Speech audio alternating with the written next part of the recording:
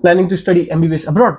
Things you should keep in mind before going for MBBS abroad. So let's start. So today we will be talking about very important topic, that is NMC recognition. ये एक छोटी सी गलती आपका पूरा MBBS career खराब कर सकता है अगर आप एमबीबीएस अब्रॉड प्लान कर रहे हैं। तो today we will be discussing about why NMC recognition is important. NMC stand for national medical commission.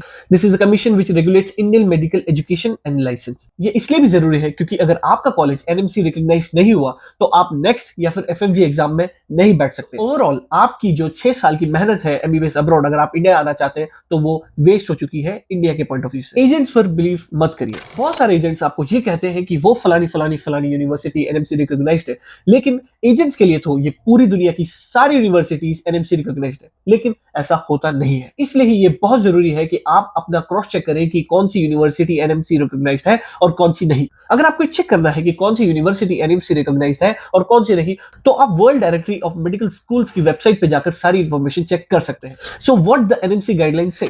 NMC guidelines of 2021 states कोई भी यूनिवर्सिटी अब्रॉड में चूज करें, लेकिन वो कुछ गाइडलाइंस पे खरी उतरनी चाहिए। जैसे उस पे 54 मंथ्स की थ्योरेटिकल स्टडी होनी चाहिए, जो कि अप्रोक्सीमेटली 4.5 इयर्स के बराबर है। फिर उसके बाद आपको 12 मंथ्स की उसी कॉलेज में इंटर्नशिप करनी जरूरी है। इट्स इंपॉर्टेंट कि वो यूनिवर्सिटी बाइलैंग्वेज नहीं होनी चाहिए, मतलब वहां की जो स्टडी है वो अपनी नेटिव लैंग्वेज में नहीं होनी चाहिए। फॉर एग्जाम्पल, जैसे we are studying in Russian universities, तो यहाँ की नेटिव लैंग्वेज रशियन है, तो वो ऐसी यूनिवर्सिटीज नहीं होनी चाहिए जिसमें 6 या फिर 3 इयर्स के लिए बाइलिंगुअल हो, मतलब वो नेटिव लैंग्वेज प्लस इंग्लिश में सिखाया जाए।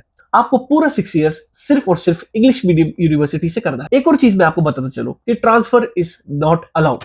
ट्रांसफर का मतलब क्या होता है कि फॉर एग्जांपल एक फेलो स्टूडेंट ने अपना 1 या 2 साल एक फेलो यूनिवर्सिटी से किया और फिर वो ट्रांसफर लेकर एक दूसरी कंट्री या फिर दूसरी यूनिवर्सिटी चला गया। एनएमसी के गाइडलाइन के अकॉर्डिंग ये चीज अब अलाउड नहीं है। So it's compulsory to finish your course from first year to 6 year from that fellow university. आपको डॉक्यूमेंट सेफ रखने हैं।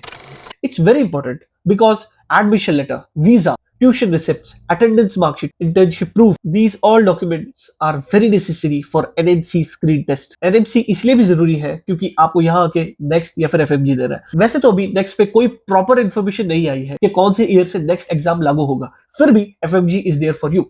इन एमबीबीएस अब्रॉड और other countries language is very important. So about language of instruction we will be talking about in the next video. So that's all for today.